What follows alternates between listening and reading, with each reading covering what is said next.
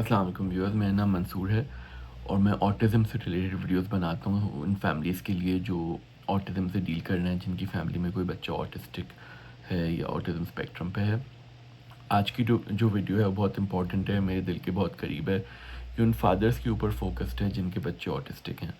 और फादर्स जो हैं वो मेन यूजुअली जो हैं वो डिफरेंट तरीके से स्ट्रेस को हैंडल करते हैं, डिफरेंट तरीके से सिचुएशंस को हैंडल करते हैं और उनकी सोच, उनकी स्ट्रेंथ्स डिफरेंट होती हैं as compared to the mother's.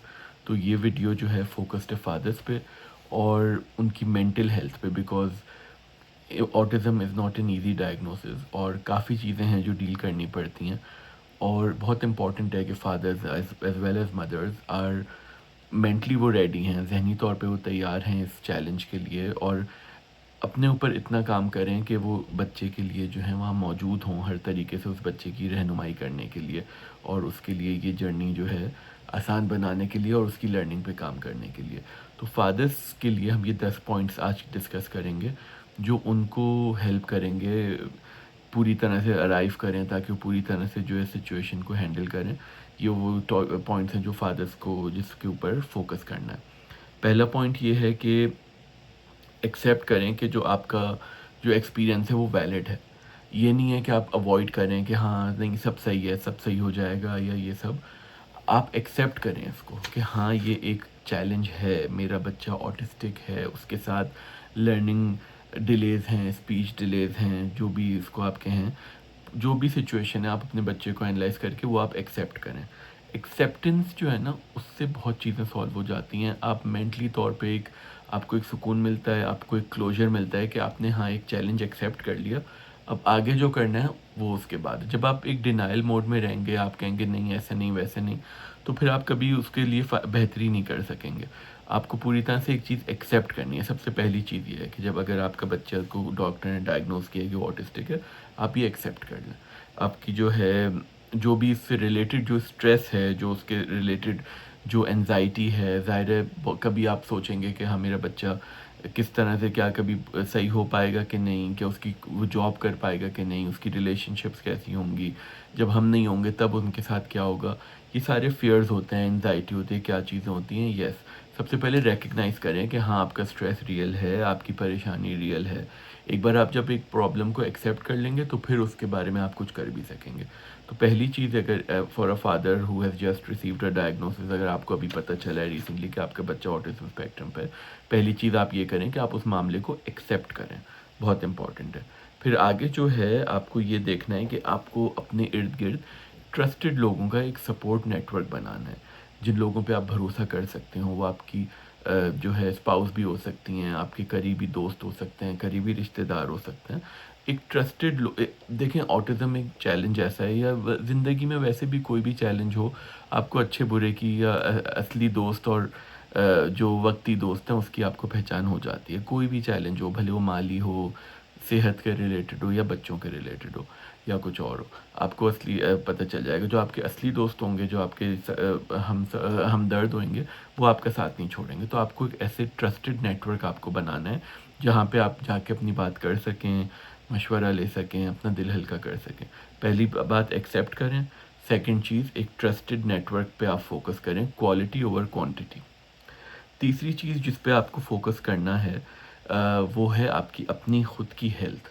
आप कोशिश करें कि आप अच्छा खाएँ, हेल्दी चीज़ें खाएँ, अच्छी एक्सरसाइज़ करें और जो है अच्छी स्लीप लें। 7-8 घंटे की अच्छी आप स्लीप ले रहे हों। जब ये चीज़ें आप करेंगे, अच्छा खाएँगे, अच्छा स्लीप लेंगे और अपनी एक्सरसाइज़ करेंगे, तो फिर आप एक हेल्दी तरीके से आप अपनी फैमिली का देखभाल कर सकेंगे। तो ये तीसरी चीज़ है जो बहुत इम्पोर्टेंट है। चौथी चीज़ ये है कि आप अपने लिए भी टाइम निकालें। आपको ये बहुत देखें, हर इंसान कोई मशीन नहीं होता कि आपने ऑन किया तो ऑन हो गई, ऑफ़ किया तो ऑफ़ हो गई।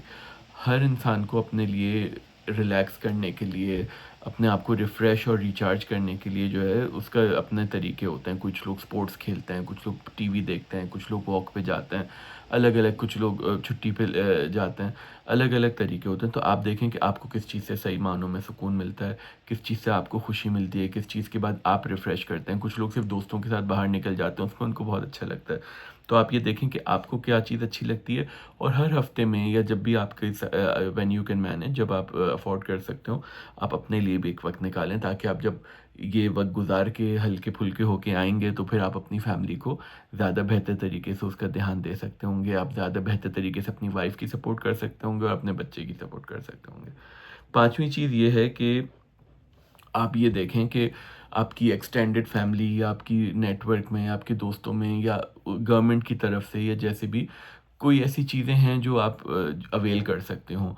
कभी हो सकता है कोई रिश्तेदार ऐसे हों जिसके साथ आपका बच्चा क्लोज़ हो, आप वहाँ पे कभी बच्चे को थोड़ी देर की, जहाँ जिन्हें आप ट्रस्ट करते हो, आप थोड़ी देर को छोड़ दें, आप और आपकी वाइफ़ कहीं चले जाएँ, कुछ एक ब्रेक ले लें, या फिर ये कि आप अकेले कुछ ब्रेक ले लें। ये देखें, अपने इर्द-गिर्द देखें कि आप क्या ट्रस्ट कर सकते हैं, कोई ऐसा नेटवर्क हो, कोई ऐसा रिस्पाइट हो या टीचर्स हों, जिनके साथ आप अपनी ज़िम्मेदारियाँ थोड़ी बाँट लें, आपका जो है बोझ थोड़ा हल्का हो जाए। ये भी आप इर्द-गिर्द देख सकते हैं। जो एक और चीज़, जो छठी चीज़ जो है वो ये बहुत इम्पोर्टेंट है कि देखें, जो ऑटिज़्म की जर्नी है ना, ये ओवरनाइट आपको रिज़ल्ट नहीं देगी कि आज बच्चा ऐसा है, कल बिल्कुल ठीक हो जाएगा। ये एक स्लो बर्नर मैं इसको कहता हूँ, आहिस्ता-आहिस्ता चेंजेस आते हैं। मैं पिछले 5 साल से इसमें डील कर रहा हूँ। मेरा बच्चा इंशाल्लाह 8 साल का हो जाएगा, वो जब 3 साल का था तब उसको डायग्नोसिस मिला था। तो पिछले 5 साल से हम लोग इसमें डील कर रहे हैं। 5 साल पहले जो सिचुएशन थी और जो अभी सिचुएशन है, उसमें ज़मीन आसमान का फ़र्क है। लेकिन हाँ, अगर मैं उसको 8 साल के किसी और बच्चे से कंपेयर करूँ जो स्पेक्ट्रम पे नहीं है, तो ज़ाहिर है वो बात नहीं है। उसमें हर चीज़ में उसमें थोड़े बहुत डिलेज़ हैं, कुछ चीज़ों में वो बहुत स्मार्ट भी है। तो हर बच्चा एक तो मुख्तलिफ है, और हर चीज़ आपको जो है ना, आपको जो है परफेक्शन नहीं चाहिए, आपको प्रोग्रेस पे फ़ोकस करना है। आप ये देखें, जो बच्चा आपका 1 साल पहले था अब कैसा है, और प्रोग्रेस हो रही है कि नहीं। प्रोग्रेस जब आप मॉनिटर करेंगे तो फिर आप देखेंगे कि हाँ, अगर जो थेरेपीज़ हैं, जो स्कूल जा रहे हैं, जो टीचर्स हैं, उनके साथ इसको फ़ायदा हो रहा है। अगर आपका बच्चा वहीं पे है तो फिर आप देखेंगे कि आपको शायद थेरेपिस्ट चेंज करना पड़े या अपनी स्ट्रैटेजी चेंज करनी पड़े।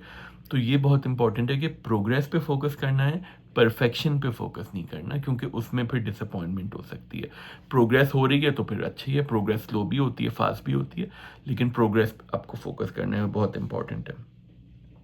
फिर एक और चीज़ ये है, जो 7वां पॉइंट है, जो फादर्स के लिए बहुत इम्पोर्टेंट है, कि आप खुद ऑटिज़्म के बारे में जानें भी, रिसर्च करें, फ़ोरम्स जॉइन करें, इसके बारे में पढ़ें, इसके बारे में अलग-अलग वीडियोज़ हैं वो देखें।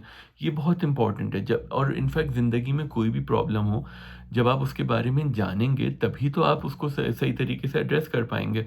तो थोड़ा बहुत इस बारे में पढ़ें, ये क्यों होता है, ये एग्ज़ैक्ट कॉज़ तो ख़ैर किसी को नहीं पता, न्यूरोलॉजिकल या जेनेटिक या जो भी कॉज़ हो, लेकिन आप इसके बारे में पता करें कि स्पेक्ट्रम में क्या होता है, किन चीज़ों से फ़ायदा होता है, क्या-क्या चीज़ें जो है उसमें अडॉप्ट करनी चाहिए, क्या चीज़ें छोड़नी चाहिए। रूटीन के ऊपर बहुत फ़ोकस है, बच्चे की जो है डेली रूटीन कैसा होता है, उसकी न्यूट्रिशन हो गई, मेल्टडाउन किस वजह से होते हैं, सेंसरी ओवरलोड कब होता है, कम्युनिकेशन का जो तरीका, डिफरेंट तरीके से बच्चा कम्युनिकेट करता है। ये सारी चीज़ें स्टडी करें, पैटर्न देखें, अपने बच्चे को देखें, उसको क्या सूट करता है, क्या नहीं। तो ये चीज़ें जानना भी बहुत इम्पोर्टेंट है, ये भी एक जर्नी का पार्ट है। 8वीं चीज़ बहुत इम्पोर्टेंट ये है कि जो आपकी स्पाउस हैं, जो आपकी वाइफ़ हैं, उनके साथ आप एक अच्छी स्ट्रॉन्ग और ट्रस्टेड रिलेशनशिप में आप फ़ोकस करें। आप अपनी वाइफ़ के साथ, क्योंकि देखें, एक मदर के लिए भी बहुत डिफ़िकल्ट होता है ऑटिस्टिक बच्चे के साथ डील करना। मैं अपनी वाइफ़ को देखता हूँ, जो उसके चैलेंजेज़ हैं, मतलब ये कि एज़ एक माँ ही वो उस तरह से सपोर्ट कर सकती है। फ़ादर शायद उस हद तक नहीं कर सकें, जिस तरह से वो उसके साथ एक-एक स्ट्रगल करती है, जो हमारी 5 साल की जर्नी रही है। उसका एक-एक खाना, उसका जो है कपड़े पहनना, उसका नहाना, उसकी टॉयलेट ट्रेनिंग, एक-एक चीज़ ठीक-ठाक चैलेंज थी, और जो है वाक़ई में मैं अपनी वाइफ़ को बहुत इसमें एप्रिशिएट करता हूँ कि उसने जिस-जिस तरीके से ये की। मैंने अपने पार्ट पे ये किया कि मैंने उसको पूरी तरह जहाँ-जहाँ मैं सपोर्ट कर सकता था, मैंने सपोर्ट किया। तो आप भी, ये बहुत इम्पोर्टेंट है कि देखें, आपकी वाइफ़ है, आपके बच्चे की माँ है, उसको पूरी तरह से आप सपोर्ट करें जितना आप कर सकते हैं। अपनी रिलेशनशिप पे भी फ़ोकस करें, अपनी, क्योंकि दोनों पेरेंट्स बहुत स्ट्रेसफुल सिचुएशन से गुज़र रहे हैं। इट्स नॉट ईज़ी ऑटिज़्म का जो स्पेक्ट्रम होता है। लेकिन आप लोग एक-दूसरे के साथ सिला-रहमी के साथ, एक-दूसरे की सिचुएशन समझ के, एक-दूसरे को ब्रेक्स दे के, एक-दूसरे के साथ जो है कम्युनिकेट करके आप अपनी ज़िंदगी बहुत बेहतर कर सकते हैं। तो ये चीज़ जो है, ये पॉइंट नंबर 8 है। पॉइंट नंबर 9 बहुत इम्पोर्टेंट, और मुझे इससे बहुत ज़्यादा समझ लें हेल्प मिली है वो ये है कि आपका फ़ेथ, आपका अपने क्रिएटर के साथ कनेक्शन, आपका अपने क्रिएटर पे भरोसा, आपका ये भरोसा कि आपका क्रिएटर आपको लव करता है और आपके बच्चे को लव करता है और आपके लिए अच्छा चाहता है। ये फ़ेथ से कनेक्शन, अपने क्रिएटर से कनेक्शन बहुत ज़्यादा ज़रूरी है। हर चीज़ देखें दुनिया में कितनी चीज़ें होती हैं, बहुत सी चीज़ें हमारे कंट्रोल के बाहर होती हैं और हमें बहुत सी चीज़ें एक्सेप्ट करनी होती हैं, बहुत सी चीज़ों में आपको नहीं पता कि क्या मसलहत हो, क्या नहीं मसलहत हो। तो आपको अपने फ़ेथ आपका स्ट्रॉन्ग बहुत ज़रूरी होना चाहिए। आपका अपने क्रिएटर से कनेक्शन बहुत ज़रूरी होना चाहिए और उसके लिए उस पे भी आप वर्क कर रहे हैं और जो एक स्पिरिचुअल आपकी जो एक स्ट्रेंथ है, वो भी मेरी पिछले 5 साल की वो मैं फिर और भी किसी वीडियो में डिटेल में बताऊँगा जो मेरी स्पिरिचुअल जर्नी रही है। It has been amazing like वो उसने मुझे बहुत मदद की है और मैं अब पिछले 5 साल में एक बिल्कुल ही एक मुख़्तलिफ़ इंसान हूँ, जो मैं पहले होता था। वो मेरी फ़ेथ की वजह से और मेरी क्रिएटर के साथ कनेक्शन की वजह से। तो इसमें जो है ये एक बहुत इम्पोर्टेंट पॉइंट है और लास्टली मैं फिर ये कहूँगा जो 10th पॉइंट है कि अगर आपको ये लगता है कि आप बहुत ज़्यादा ओवरवेल्म्ड हैं, बहुत ज़्यादा बर्डन्ड हैं और आपको कुछ समझ नहीं आ रहा और बहुत ज़्यादा चैलेंजिंग है आपके लिए सिचुएशन, तो फिर आप प्रोफ़ेशनल हेल्प भी ले सकते हैं। और वो बहुत ज़रूरी है। अगर आपको लग रहा है कि आप बर्नआउट हो रहे हैं, आप स्ट्रेस आउट हो रहे हैं, एंग्ज़ायटी आपके काबू में नहीं है, आपका करियर, आपकी हेल्थ, आपकी रिलेशनशिप सफ़र कर रही है, तो फिर मेरी आपको ये राय होगी कि आप जो है प्रोफ़ेशनल हेल्प लें। ताकि आपको एक प्रोफ़ेशनल इंसान आपकी सिचुएशन समझ के आपको टिप्स और टूल्स देगा, जिस तरीके से आप अपनी ज़िंदगी बेहतर कर सकेंगे और आप ये करेंगे तभी आप एक बेहतर हस्बैंड, एक बेहतर फ़ादर बन सकते हैं। तो ये 10 पॉइंट्स हैं ओवरऑल। नंबर 1 कि आप सिचुएशन को एक्सेप्ट करें। नंबर 2 अपने इर्द-गिर्द एक अच्छा सपोर्ट नेटवर्क बनाएँ ट्रस्टेड लोगों का। नंबर 3 कि आप अपनी खुद की हेल्थ पे फ़ोकस करें, एक्सरसाइज़, स्लीप, न्यूट्रिशन। नंबर 4 ये है चौथे नंबर पे कि आप अपने लिए भी टाइम निकालें, ब्रेक्स लें, ताकि आप रिफ़्रेश हो जाएँ। 5वें नंबर पे है कि जो आप देखें कि आपके इर्द-गिर्द सपोर्ट ऐसा नेटवर्क हो कि आप अपनी ज़िम्मेदारियाँ बाँट सकें। भले वो रिस्पाइट वर्कर्स हों, सोशल वर्कर्स हों, टीचर्स हों, रिश्तेदार हों, आप अपने जो हैं ज़िम्मेदारियाँ जिनसे बाँट सकें, उस पे फ़ोकस करें। छठी चीज़ ये है कि परफ़ेक्शन पे नहीं फ़ोकस करना, प्रोग्रेस पे फ़ोकस करना, ये बहुत इम्पोर्टेंट बात है। 7वीं चीज़ ये है कि ऑटिज़्म के बारे में आप और जानें और पता करें कि इस बारे में क्या है ताकि आपको और अंडरस्टैंडिंग हो कि किस तरह से होता है। 8वीं चीज़ ये कि अपनी वाइफ़ के साथ आप अपनी रिलेशनशिप स्ट्रॉन्ग करें, एक-दूसरे के साथ पार्टनर बन के कंधे से कंधा मिला के इस चीज़ को चैलेंज को आप लोग फ़ेस करें और प्रोग्रेस करें और आहिस्ता-आहिस्ता आपको सब्र भी मिलेगा।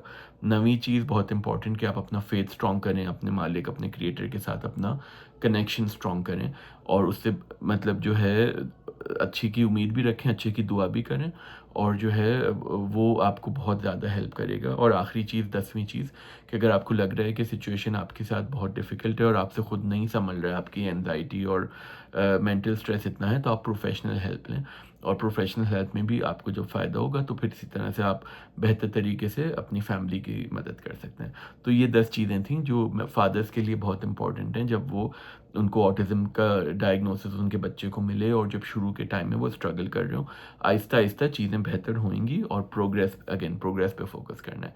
तब अभी तक के लिए इतना ही और इंशाल्लाह फिर नेक्स्ट वीडियो में और बात करेंगे। अल्लाह हाफ़िज़।